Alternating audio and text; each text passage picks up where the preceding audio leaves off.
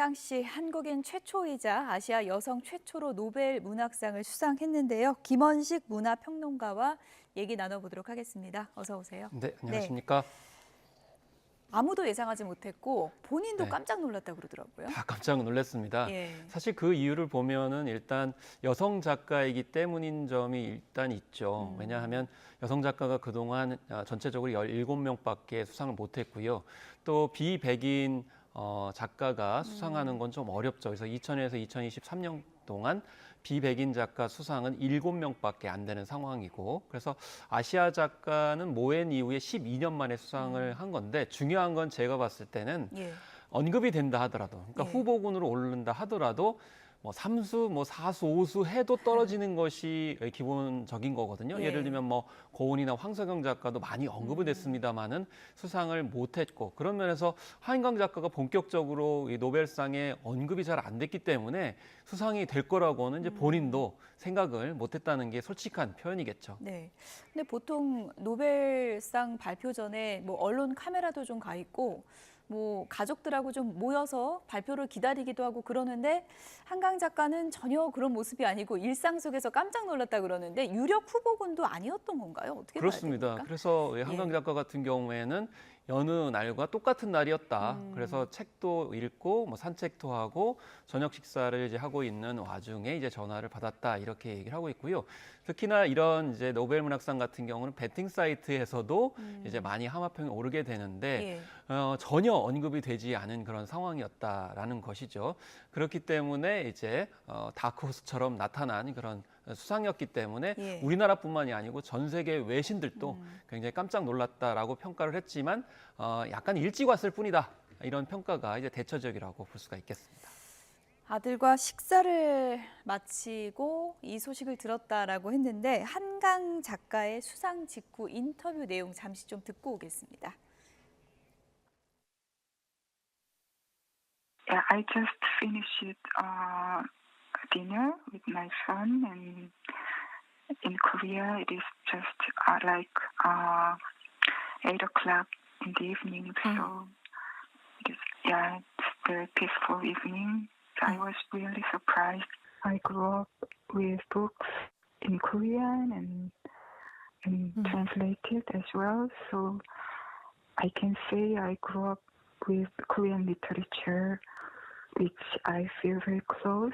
So I hope this news is nice for Korean literature readers and my friends, writers, and meanings in life. And sometimes they are lost, and sometimes they are determined, and all their efforts and all their strength, they have been my inspiration. So it's very difficult for me to pick.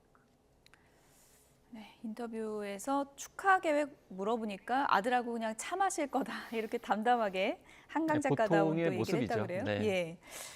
이렇게 보통 노벨 문학상 수상자를 결정할 때 할리먼이 어떤 기준을 갖고 결정하는 건가요? 일단은 두 가지 포인트가 있는데요. 첫 번째는 우리가 이제 전쟁과 평화, 폭력과 같은 인류 보편적인 어떤 주제들, 여기에다가 인종과 성 문제 같은 경우에도 고민을 합니다. 여기에다가 이제 어떤 특수성이 있어야 되겠죠. 예를 들면 한국의 역사 문화적인 소재를 통해 가지고 차별성이 있어야 되고, 또 개인과 사회가 만나는 지점에서의 양쪽의 측면들을 골고루 반영하는 것이 무엇보다 중요한데, 특히나 이제 그 한강 작가 같은 경우에는 기존의 소설 문법을 많이 벗어나고 있고 관점이 새롭기 때문에 그런 점에서 최근에 이 노벨 문학상이 좀 변화가 필요하다라는 문제 제기를 많이 받았거든요.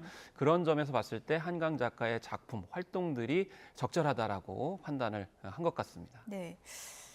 노벨위원회 의장은 이렇게 얘기를 했습니다. 역사의 상처를 마주보고 인간 삶의 취약함을 그대로 드러내는 작가의 강렬한 시적 산문이다. 이렇게 평가를 했더라고요. 네. 한강 작가의 뭐 작품의 세계, 뭐 어떤 부분을 가장 높게 산 거라고 볼 수 있을까요? 일단 노벨위원회에서 부각한 것이 바로 역사적 트라우마인데요. 이 역사적 트라우마라는 건 뭐냐면 우리가 이제 예를 들면 현대사를 살아오게 되면 여러 가지 사건들이 있지 않습니까?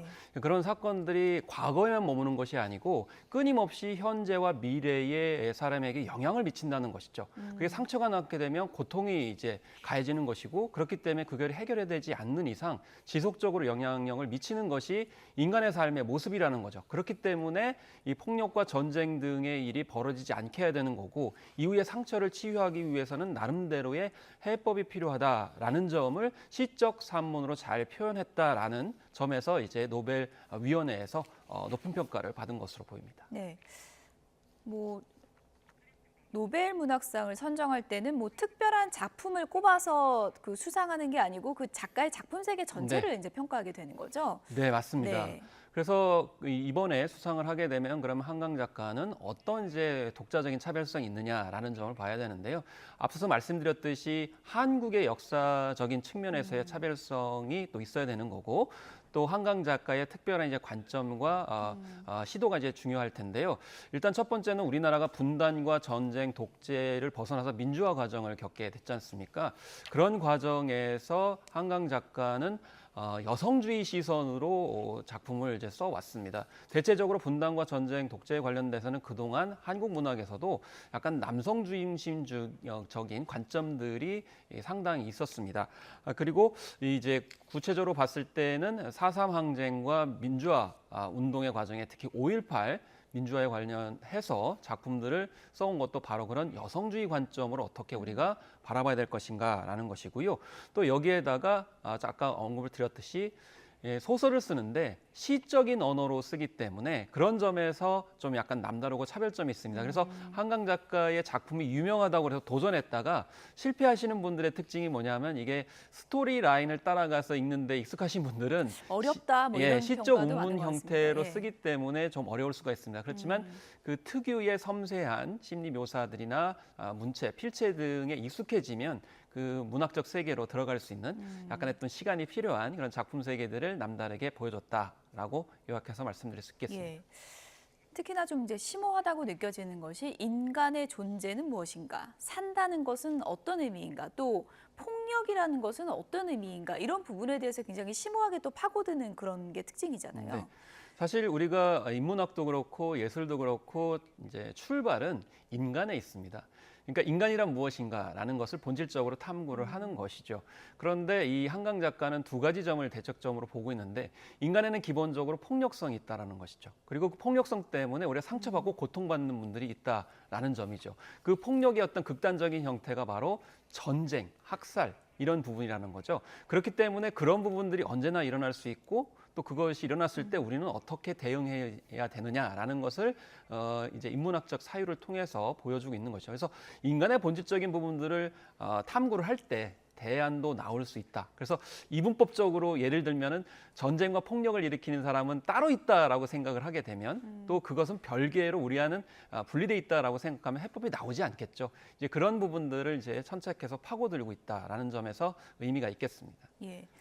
노벨위원회와 수상 직후 인터뷰에서는 작별하지 않는다 이 작품을 추천했다고 하는데요. 한강 작가가 이건 어떤 작품입니까? 이 작별하지 않는다는 이제 최근작이라고 볼 수가 있겠습니다. 그래서 여기서 작별하지 않는다의 의미가 중요한데 예. 작별하지 않겠다가 아닙니다. 이거 않겠다 같은 경우는 자기 의지가 해당이 의지죠. 되는 거죠. 근데 예. 작별하지 않는다는 정언명법처럼 이건 진리라는 것이죠. 이게 무슨 얘기냐면 아까 말씀드린 것처럼 한국 현대사의 이제 상처, 고통을 일으킨 사안이 있죠. 바로 4.3 항쟁이 되겠습니다. 그래서 4.3 항쟁의 어떤 아픈 역사 그리고 기억을 공유하는 세 사람의 여자가 만나게 되면서 겪게 되는 그런 이야기를 이제 펼치고 있기 때문에 결국에는 4.3 항쟁이 주었던 상처와 고통을 잊지 않겠다라는 그런 의지를 정언명법으로 잊지 않는다라고 표현을 했기 때문에 어떻게 보면 그동안 한강 작가가 탐구해왔던 문학적 작품의 시도들이 좀 응축돼 있다 이렇게 이제 거꾸로 보셔도 될 것 같습니다. 네. 이런 천재적인 재능이 어디서 왔을까 했더니 아버지도 소설가잖아요. 네, 예. 그래서 한승원 작가는 이제 아재아재 말아재 같은 그런 굉장히 대중적으로 널리 알려진 작품을 쓰신 분이고요.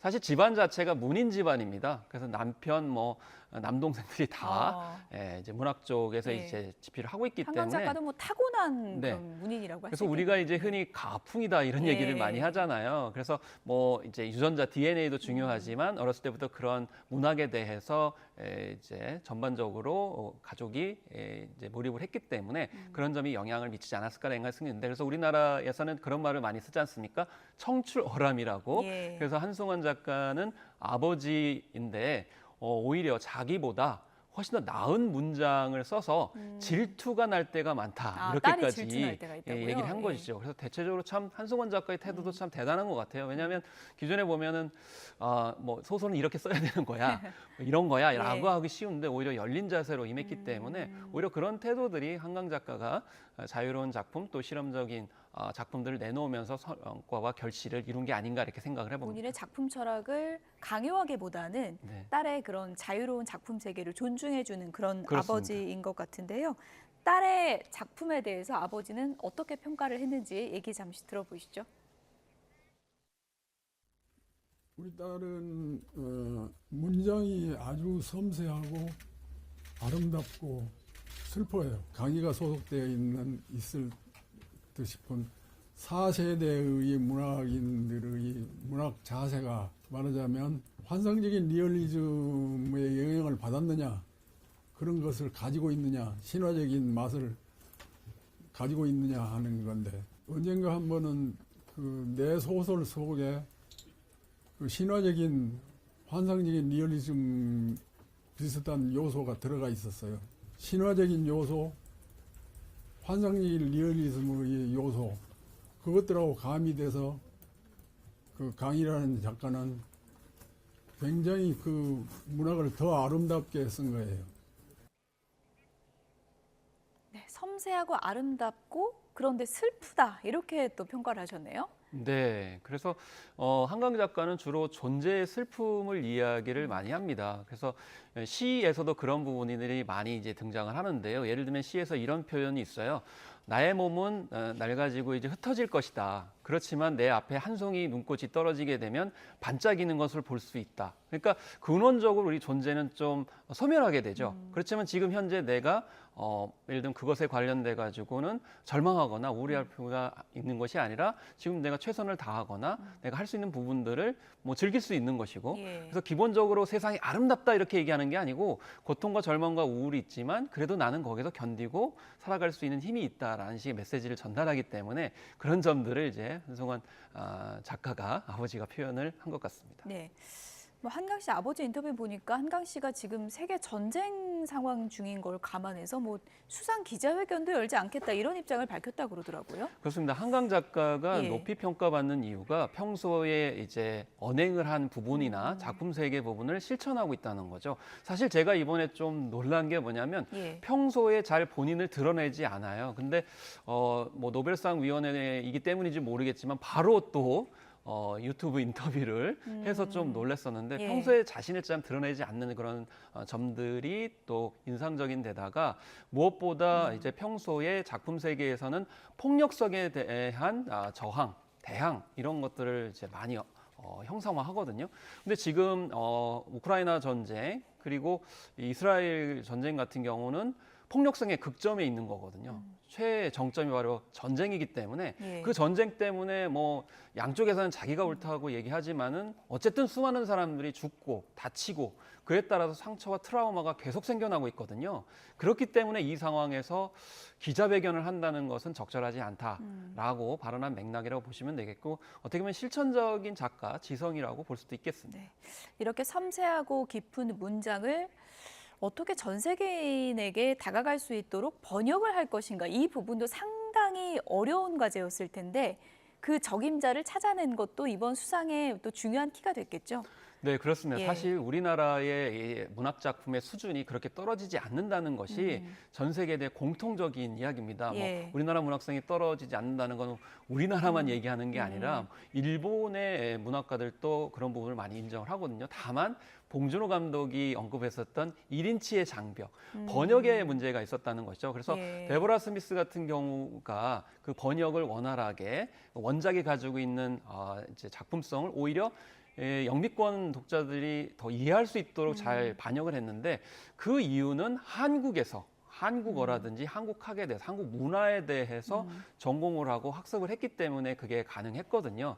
그런 점에서 우리나라 문학 작품 훌륭한 작품도 이렇게 그 현지인들과 같이 공유할 수 있는 번역 작업이 이루어진다고 하면 이후에도 얼마든지 이제 노벨상 수상자들이 계속 나올 수 있는 것 아니냐. 그래서 번역의 힘, 그 단계가 이미 벗어났다라는 점을 이번에 확증시켰다고 보겠습니다.